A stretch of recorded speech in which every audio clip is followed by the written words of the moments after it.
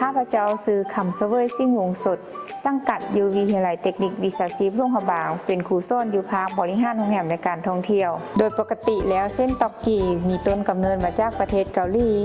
และเป็นอาหารที่มีเอกลักษณ์ส่วนหลายจะใช้ในเทศกาลบุญต่างๆของประเทศเกาหลีซึ่งในวิดีโอนี้ข้าพเจ้าจะมาสาธิตขั้นตอนและวิธีการเฮ็ดเส้นตอกในโมดูล S6 การกะเกียมข้าวจีข้าวนมอบและของหวานขั้นพื้นฐานเจ้าแล้วก็ในประเทศลาวเฮา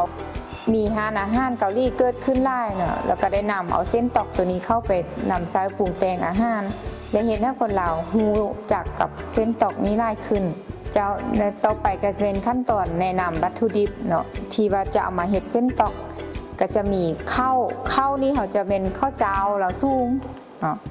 แล้วก็ต้องเป็นข้าวเก่าถ้าข้าวใหม่มันจะเฮ็ดให้ข้าวแล้วข้าวมันมาแล้วมันจะบ่ดูดน้ำเนาะหลักๆก็จะมีข้าวนี้เนาะข้าวจะเป็นข้าวเจ้าเราสูงแล้วก็ต่อมาก็จะเป็นแป้งสิงคโปร์เนาะแป้งสิงคโปร์ตัวนี้เนาะเขาจะเห็นให้ข้าวแน่นขึ้นตื่นถ้าเอาใส่แต่ข้าวมันก็เป็นไปบ่ได้มันจะแข็งแล้วก็จะมีเกลือเขาจะเป็นเกลือที่ว่าเกลือเม็ดน้อยเกลือทะเล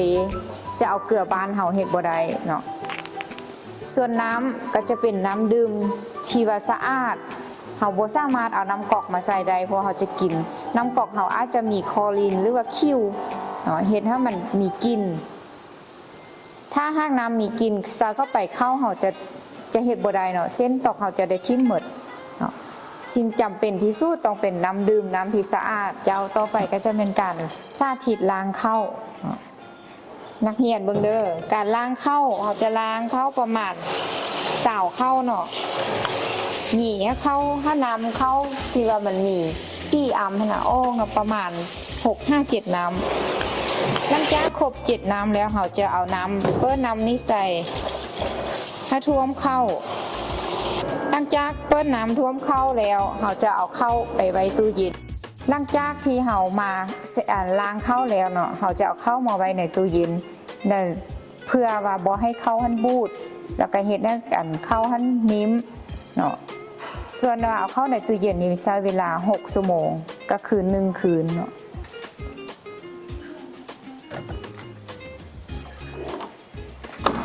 เจ้าขั้นตอนต่อไปเนาะหลังจากเขามาเอาเข้าไปไว้ตู้เย็นครบ6ชั่วโมงเขาจะเอาเข้าออกจากตู้เย็นแล้วมาเสอะล้างน้ำถ้ามันคลายความเย็นเนาะ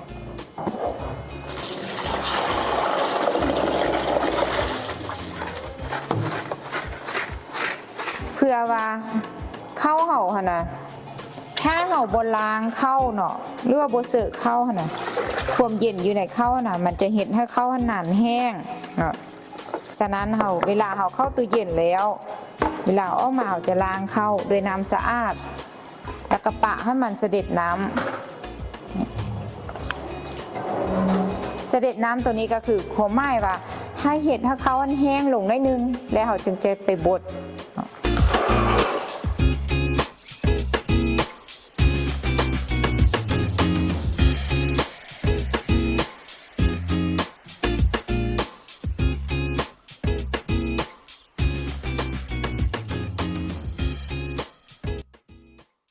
เจ้าล่างจ้างเขาซื้อเข้าแล้วเขาจะมา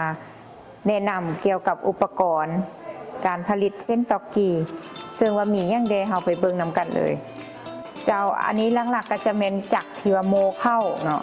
ส่วนว่าจักรโมเข้ากันขั้นตอนในการโมเข้าเขาจะมีอยู่เขาจะมาเบิ่งตัวนี้เนาะอาจารย์ไม้อยู่เลข12ก็คือขั้นตอนทำอิฐการโมเข้าครั้งทำอิฐเลข12จะมาอยู่เบื้องซ้ายมือเขาเพราะมันจับเนาะเขาจะมุ่นไป2มือต้องพร้อมกันเนาะหลังจากมุ่นตัวนี้แล้วเขาจึงจะเอาเข้าที่ว่าเขาสั่งหั่นมาทอกใส่เจ้าต่อมาก็จะเป็นจักรหม้อตัวนี้จะเป็นหม้อนึ่งข้าวเนาะหลังจากเขาบดข้าวเลยแล้วครั้งที่2เขาจะมานึ่งข้าวตัวนี้ส่วนหม้อนึ่งข้าวตัวนี้จะใช้เวลานึ่งข้าวเห็ดตอกหั่น30นาทีเจ้าก่อนที่นึ่งข้าวเขาต้องได้เอาน้ำเนาะน้ำดื่มที่สะอาดทอกใส่ให้เต็มตัว ตัวนี้เขาจะบ่สามารถใส่น้ำป่าบ้านเขาได้เนาะเพราะมันมีหินปูนซ่องมาแล้วจะมีกลิ่นคลอจะคิ้วตื่มเนาะถ้ามันฮอตครอบเส้นนี่ที่ว่าใส่น้ำให้เหมาะสมถ้าเกิดนี้ขึ้นไปเข้ามันจะเสะก็คือมันอายน้ำฟงขึ้นแล้วเข้าจะเปียกจะเห็นให้เนื้อกันตู่เส้นตอกพันเหนียวเนาะหลังจากนี้เอานี้โปะต่อมาจะเป็นท่านตัวนี้จะเป็นท่านที่ว่าห่องหับน้ำหนักห้องท่านเข้าหม้อเข้าที่เขาจะมานึ่งตัวนี้จะเป็นฝ้าเนาะหลังจากนั้นเอาฝ้าตัวนี้โปะเสียบไฟแล้วมาเปิดตัวนี้จะเป็นสวิตช์ไฟเปิดส่วนดุ่มตัวนี้เขาจะบกวนเพราะอาจารย์ใส่ปะไปแล้วประมาณ100 ปลายนิดนึงเนาะ120 วัตต์เขาจะบกเกินนี้ถ้ามาเปิดไฟแห้งตัวนี้เวลาเขานึ่งเข้ามันจะสุกไวเข้าจะแข็งจะในการใส่จากตัวนี้ตัวนึ่งนี่เนาะคือการเปิดสวิตช์ไฟแล้วเวลาเขาสังเกตว่าเวลาได้เขาสิจะเอาเข้ามานึ่งใดก็คือมันจะฝดละอายมันจะทังออกมาเนาะตัวนี้นี่จะเป็นว่าเขาสามารถเอาเข้ามานึ่งได้แล้วเจ้าล่างจ้าเขาประกอบตัวนึ่งเข้าแล้วเขาเปิดไฟไปแล้วเขาจะมาประกอบจักตัวนี้เป็นหัวใจของการเฮ็ดเส้นตอกเนาะเพราะมันจะเป็นการผลิตเส้นออกมาเนาะการทำความสะอาดก่อนจะนำใส่ก็คือใส่ผ้าที่ว่าสะอาดเนาะมาเสร็จเบื้องก่อนเพื่อมันมีสิ่งเลือเนาะหรือว่าสิ่งที่เปื้อนเราจะเสร็จทำความสะอาดมันก่อนหลังจากนี้เราจะมาประกอบการใช้เครื่องจักรการประกอบเครื่องจักรจะมีอยู่5 ขั้นตอนต้องเอาตัวนี้ใส่ก่อนไก่ตัวนี้จะเป็นการที่ว่าใส่เสื้อที่เกี่ยวบดเข้าดันเข้าออกมาเป็นเส้นตอกตัวนี้อาจารย์จะไม้เล็ก1กับเล็ก2เนาะส่วนตัวนี้จะไม้บ่ได้เพราะว่ามันฮอนแล้วมันจะถูกแล้วเล็กที่ของไม้ออกแล้วฉะนั้นอาจารย์จึงว่าใส่น็อตเลื่อมีแย่งน็อตมาจิไม้เครื่องไม้สั้นอย่างละถ้าเราเอาเข้าบ่คือกันมันสลับกันเข้ามันจะบดันออกมามันจะมุ่นเข้าไปหน่อยเนาะตัวนี้ใส่เสื้อตัวนี้มันจะหลักๆมันจะเป็นจือตัวได้เล็ก1ตัวได้เล็ก2เราจะประกอบเขาเนาะตัวไม้จือเด้อตัวไม้นี่เป็นเล็ก2ตัวที่บ่มีไม้ย่างบ่มีย่างจากยางจะเป็นเล็ก1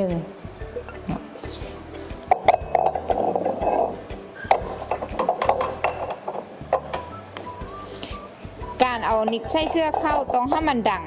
เนาะถ้าห้างมันบ่ดังก็คือว่ามันบ่เข้าหรอกเขาจะมุ่นมันถ้ามันบ่เข้ามันจะเฮ็ดให้ถอนขั้นตอนที่2ก็คือต้องเอาหัวที่ว่าเขาจะเอาเข้ามายองใส่ตัวนี้หัวตัวนี้เขาจะมีหูข้องน็อตของมันนี่เนาะแล้วเขาจะเบิ่งว่าตัวนี้ก็จะมีหูของมันมีน็อตของมันฉะนั้นหูตัวนี้กับน็อตตัวนี้ต้องเข้ากันบ่แม่นเขาอย่าทางนี้ออกเนาะเขาต้องเบิ่งบ่ต้องยานเนาะเขาจะเอาน็อตตัวนี้มาจับนี่แล้วหมุนตัวนี้ขึ้นเขาต้องเบิ่งก่อนว่าจากเห่านี้มันเสมอกันบ่เนาะแล้วเขาจะเอามือหั่นน็อตตัวนี้ให้มันเกี่ยวมันแน่น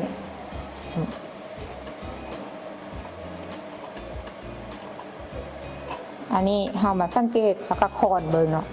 ว่ามันแน่นได้แล้วต่อไปเนาะเราจะเอาตัวนี้มาดันเป็นแผ่นดันเข้าเนาะ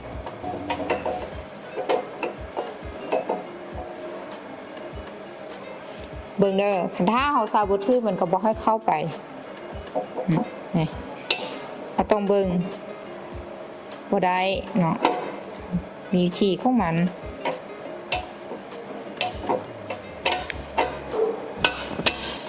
นี่ถ้าบ่ถือเบื้องของมันจะบ่ให้น็อตตัวนี้เข้าไปเนาะมันจะดันไว้คือเก่าขั้นตอนที่4เอาตัวนี้เป็นหัวที่ว่าแป้งมันเวลา ใส่เสื้อดันออกมาแปลงเข้ามันจะอยู่ในนี้มันจะออกดันออกมาใส่หูตัวที่ว่าเขาจะให้เป็นเส้นตอกแล้วหูของน็อตเบิ่งเนาะสังเกตเบิ่งน็อต2 อันหูตัวนี้ก็ต้อง2 อันบ่แม่นเฮาสิปีนขึ้นสิมันก็บ่เข้าเนาะ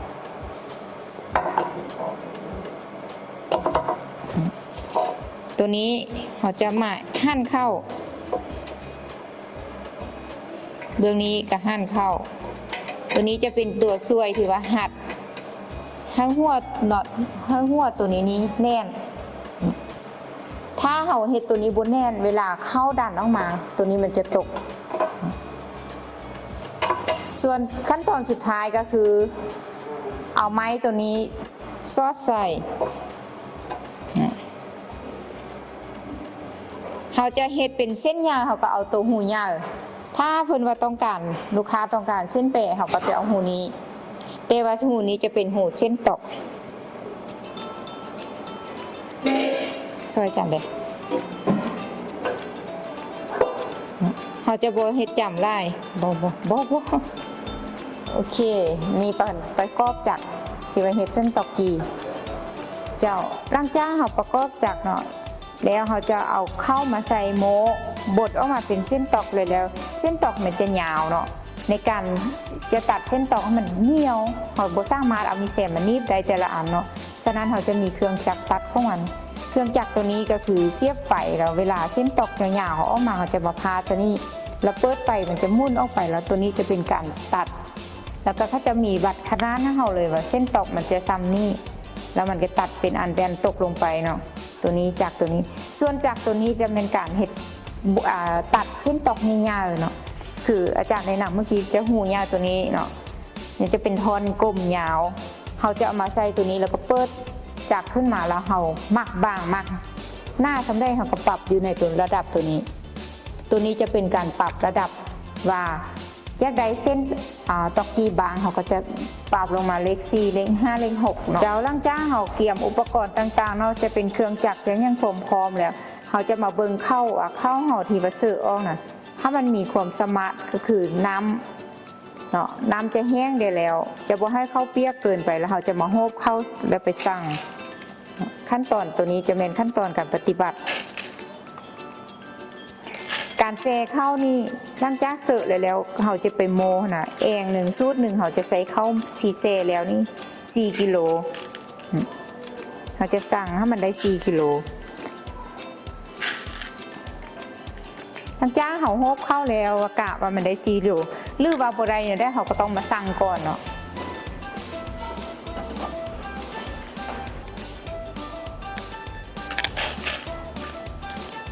อ๋อเบิ่งเนาะเขานี่นะเขาเบิ่งทางสิงเองเขานี่จะไปเพียงแต่น้อยเดียวเนาะบ่ฮอตขีดบ่ฮอตครึ่งขีดฉะนั้นเข้าเขามาสั่ง4 โลตรงปลายน้อยนึงเนาะ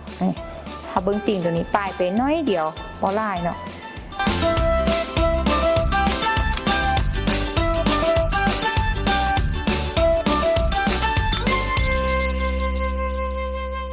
เจ้าร่างจ้าเขาสั่งเข้าเลยแล้วเนาะเขาได้ปริมาณของเขาครบ4 กิโลแล้วเขาจะมาทอกลงจากโมตัวนี้เนาะ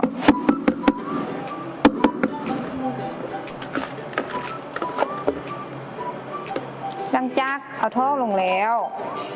ตัวนี้เขาก็ปรับเรียบร้อยแล้วเนาะเขาจะเปิดสวิตช์ตัวนี้ขึ้นตัวนี้จะเป็นการเปิดบิดขึ้นตัวนี้จะช่วยในป้องกันอุบัติเหตุหรือต่างๆเนาะอาจจะเป็นไฟมันหัวมันดูดเขาจะเอาไม้ตัวนี้เป็นไม้ยางเขาจะมาช่วยดันเข้าบ่ให้เอามือถ้ามือเขาจะลุกลงไปหินตัวนี้มันจะบดมืออันนี้เกิดอุบัติเหตุได้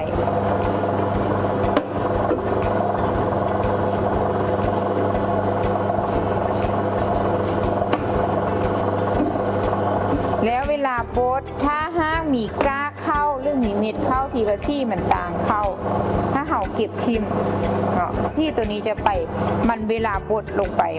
มันจะบละเอียดเนาะแล้วก็เป็นเม็ดติดอยู่กับเส้นตอกเห่าเบิ่งพอว่าเองเข้าเห่านี้ถ้ามันเต็มเห่าก็สามารถมุ่นถ้าว่าเข้าตัวนี้เต็มแล้วมันดันขึ้นแล้วเข้าจะบลง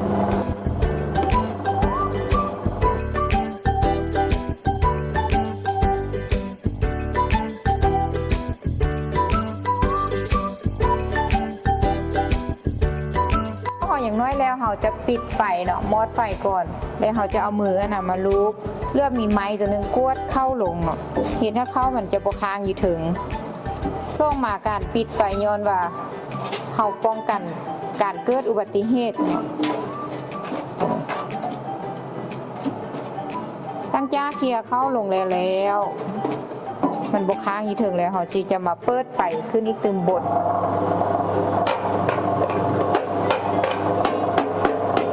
เห็ดเว้นี้จนถ้าเม็ดข้าวเขาจนมืดถ้าเม็ดข้าวเขายางเขาก็ปิดไฟตึมบ้านนึงอันนี้ป้องกันการเกิดอุบัติเหตุเอามือเคี่ยเอาเห็ดข้าวอยู่ไหนนี่ลงมืดเปิดตึมบ้านถ้าเห็นว่าหยางกับมอสตื่มเคลียร์ลงมันจะอยู่ในส้นเนาะส้นนี่มันจะบอลงไป5ถึงกลางฉะนั้นเราต้องได้สวย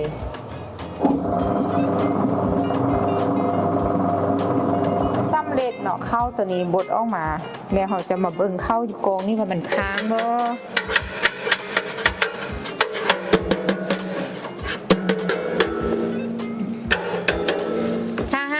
มันบกค้างแล้วเขาก็จะเอาไปผสมเครื่อง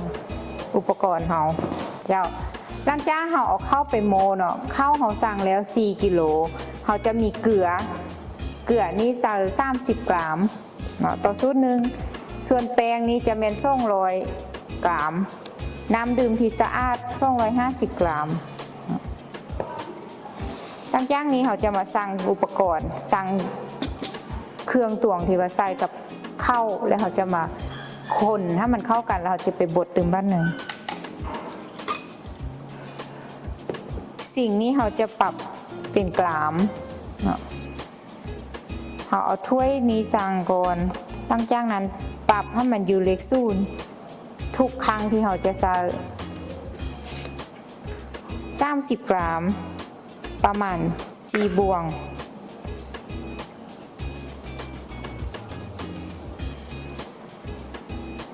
ลงไปหลังจากเกลือได้แล้วเขาจะเอาเกลือมาโรยก่อน2จะเป็นแป้งปรับเป็นเลขศูนย์คือเก่า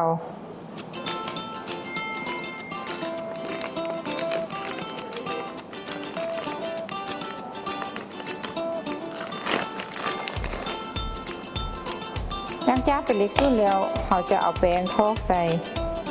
ให้มันได้200 กรัม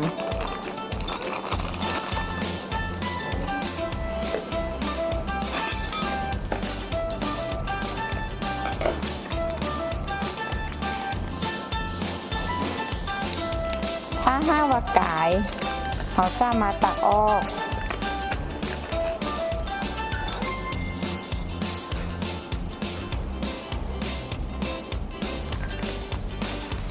หลังจากเราสั่งแป้ง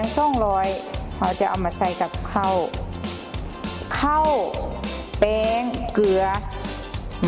เราจะผสมกันก่อนผสมให้ทุกอย่างเข้ากันดี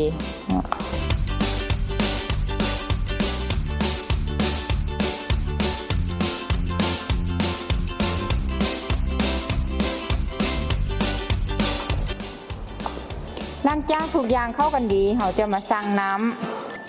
ำปรับเป็นเลขศูนย์คือเก่าสั่งน้ำ250 กรัมบ่ให้เกินเด้อทุกอย่างต้องเป๊ะเด้อถ้าหากตัวได้เกินก็สามารถตักออกได้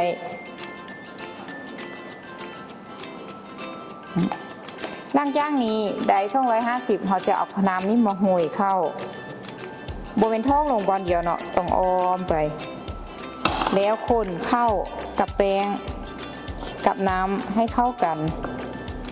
มันจะเป็นก้อนฉะนั้นเราต้องฮิตไปไวสาวเข้าไปไวหลังจากนี้ตัวได้เป็นก้อนเราจะโยงขึ้นมาแล้วหยี่มันเห็ดแบบนี้จนกลัวแป้งเข้าน้ำจะเข้ากันดีแล้วก็ละเอียด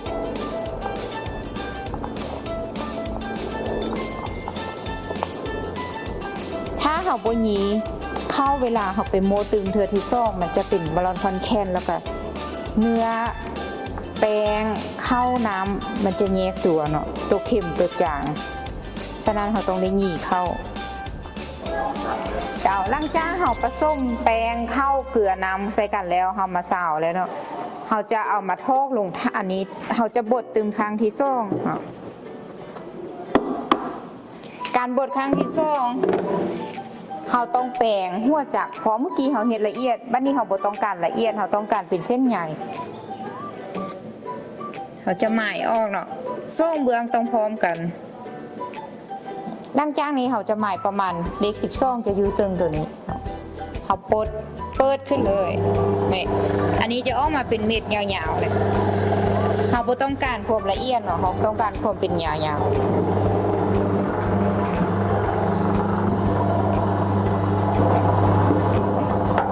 น้องสังเกตได้เลยเนาะเม็ดข้าวจะใหญ่กว่าตัวเมื่อกี้เขาต้องการความละเอียดตัวนี้คือการเขาจะปิดก่อนแล้วเขาจะเอามือลูบเนาะพอแป้งตัวนี้มันจะติดมันจะละเอียดดีแล้วมันจะติดครอบติดนี้นะคะต้องได้เอาลงให้มันหมด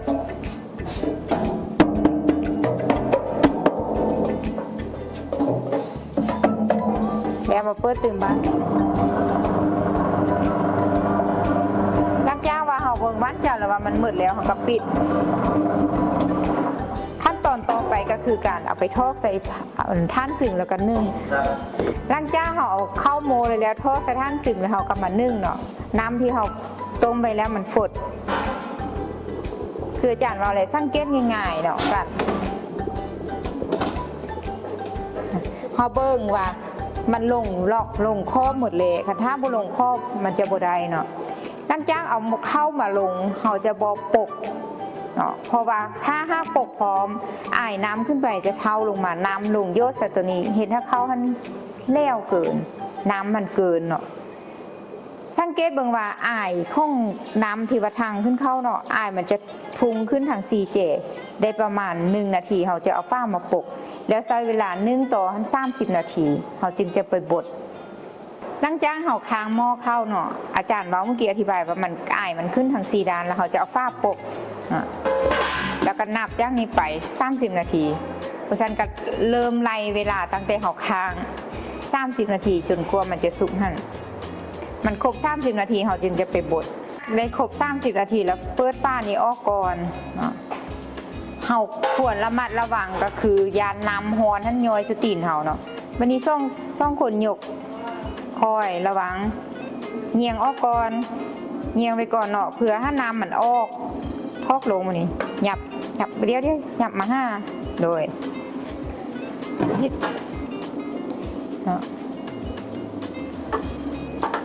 เราต้องเคลียร์เอาเข้าที่ติดอยู่ในหม้อนี้ออกให้หมดเนาะตั้งจ้างเอาเข้าใส่ตัวนี้แล้วเนาะเราจะเติมน้ำหม้อนึ่งพอหลังจากเขาทอดเข้าลงในหม้อแล้วเขาจะเปิดสวิตช์ไฟขึ้นมาเนาะจะบดแล้วจะคอยเอามือเคลียร์เข้าลงเธอละน้อยเพราะถ้าเคลียร์ลงไล่เนาะเวลาเข้าออกมาทำอีเขาจะตัดก่อนพอมันจะเห็นถ้าน้ำนี่ขุ่นแล้วการบดเข้าจะบด3 ครั้งที่3ที่จะเอาออกมาเป็นเส้นนะเข้าตัวนี้ถ้าว่ากินได้บ่กินได้เด้อพอสุกแล้วพวกน้องสามารถกินซิมได้ซิมเบิ่งว่ารสชาติของเขาก่อนนี้มาเป็นต็อกกี้มันเป็นอะไรช่องเช้าซิม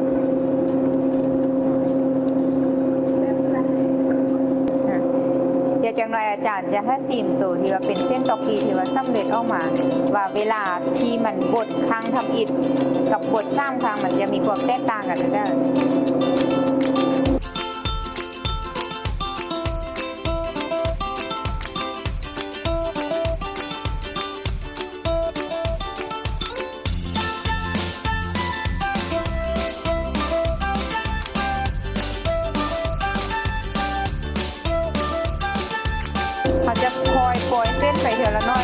บ่ใส่ไล่บ้าเดียวเด้อกลัวจะเห็นถ้ามันมีลมอากาศอยู่ในเส้นตอก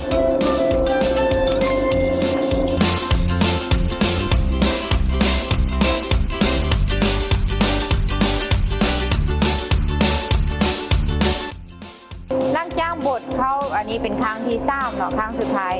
แล้วเราจะเอามาตัด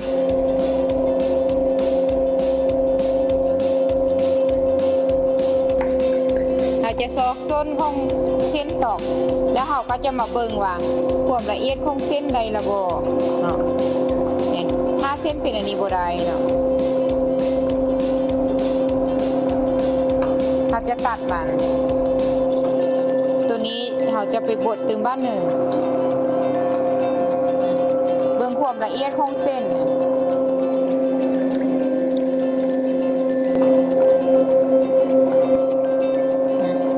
นี้เนาะนี่ตัวนี้ก็ยังบ่ได้นี่เขาต้องได้ใส่ใจไว้หนึ่งเขาเบิ่งก่อนเด้อเขาเบิ่งว่ามันเรียบแล้วบ่ได้นะเขาต้องเยิ่งขึ้นตัวนี้ก็บ่ละเอียดบ่จ้างเขาใดมันจะว่าเส้นตอกเขาละเอียดดีเนาะเขาจะเอาส้นของมันขึ้นมาใส่พาสจักรแล้วเขาจะกดเปิดไฟความใบของมันจะเล็กสีถ้าเกินนี้มันจะใบแล้วตัดบ่ขาดเนาะตั้งจ้างเขาได้3ครั้งแล้วเขาจะตัดพยายามเส้นตอกกี้ต้องอยู่ตรงกลางห้องอยากบ่ให้มันอยู่คอกถ้าห้างอยู่คอกมันจะสั้นแล้วจะบ่สม่ำเสมอนี่มันเส้นเสมอกันเลย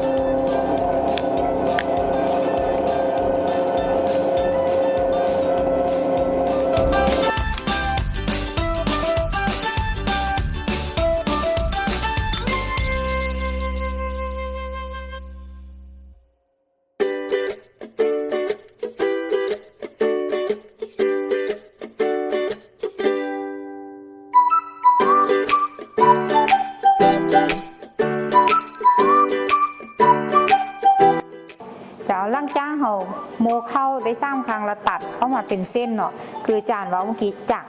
เขาปรับจะเล็ก4แล้วเส้นตอกกีตรงใดอยู่ถึงกลางระหว่างจักห้ามอยู่โคกอยู่ค่ะเพราะว่าเส้นเวลาตัดออกมามันจะบ่สม่ำเสมอแต่ตัวนี้เส้นมันจะอยู่ถึงกลางผ่านมา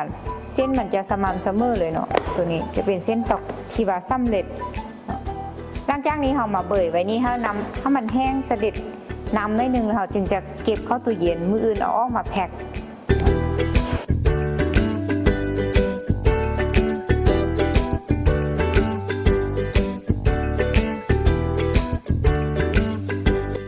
เจ้าล่างจากแล้วเขาจะเอามาเข้าตู้เย็นเนาะเพื่อว่าเก็บรักษาไว้ในอุณหภูมิที่ว่าเสมอเย็นปะไว้1 คืนตื่นมาเขาจะออกมาเบยพัดลมประมาณ55 นาทีแล้วจะแพ็คใส่ถุงจัดจำหน่ายเจ้า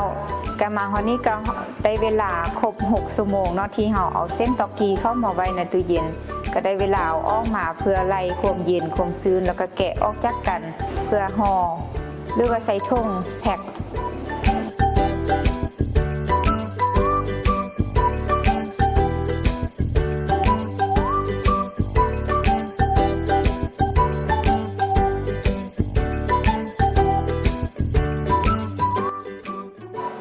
หลังจากเอาออกตู้เย็นมาเขาควรระวังเขาก็เบิ่งว่าเส้นตอกกีของเรามีความชื้นหรือว่ามีน้ำของความเย็นนั้นยังค้างอยู่บ่ถ้าหาว่าเห็นว่ามันยังมีค้างหรือว่าเปียกเขาก็สามารถเบิ่ยอากาศไว้ประมาณ2 ชั่วโมงหรือ1 ชั่วโมงหรือว่าเฮากรณีที่ว่าเฮาจำเป็นอย่างหุ้มห่อไว้เนาะเพื่อรักษาความคุณภาพของเส้นตอกกีเฮาก็เปิดพัดลมใส่เวลา15 นาทีหลังจากนั้นเฮาก็มาเบิ่งว่าเส้นตอกเฮานี้มีการติดกันบ่หรือว่ามีกันคู่ขนานกันแล้วเฮาก็จะมาคอยแกะออกแต่ละชิ้นแยกออกจากกันแล้วก็วางไว้นี่หลังจากนั้นเฮาจะเอาใส่ถุงแพ็คหุ้มห่ออัดด้วยว่าสูญอากาศเจ้า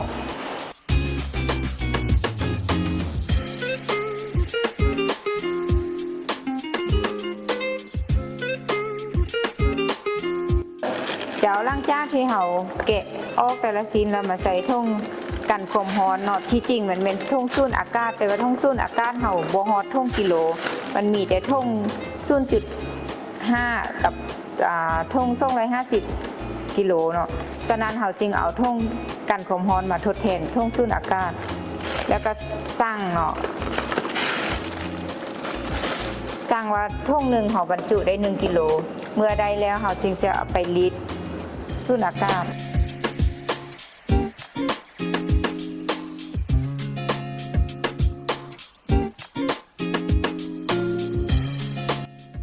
เจ้านี่ก็เป็นหน้าตาของเส้นตอกที่ว่าเขาจัดใส่ท่งแล้วก็สั่งน้ำหนักว่า1กิโลแล้วถ้าจ้างนี้เขาจะเอามารีดเพื่อไล่ลมออกหรือว่าไล่สูญอากาศเนาะตัวนี้เจ้าอันนี้ก็เป็นหน้าตาของเครื่องสูญอากาศเนาะมันมีหลายแบบหลายยี่ห้อแต่ว่าส่วนไล่เขาใช้จะเป็นยี่ห้อตัวนี้มันใช้สบายเบาหลังจากนั้นเขาก็เอาท่งที่ว่าเขาแปลงไล่เรียบร้อยเนาะเอาเข้ามาในนี่แล้วเขาพยายามเอามือให้แปลงเพื่อว่าให้ท่งมันเรียบบ่ยุ่งเนาะแล้วก็แตบทางซ่องข้างขึ้นกดไม้จิ้มแค้วตัวนี้เฮาแม่นช่วยไล่อากาศที่อยู่ในท่งเนาะเวลาเฮาดูดบ่มันบ่หมดเฮาต้องได้ไม้จิ้มแค้วจิช่วย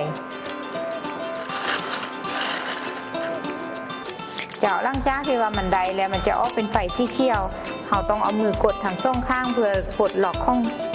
เครื่องรีดสูญอากาศเฮาแล้วไงป้าขึ้นจับออกมานี่จะเป็นท่งที่ว่าเฮารีดสำเร็จสูญอากาศ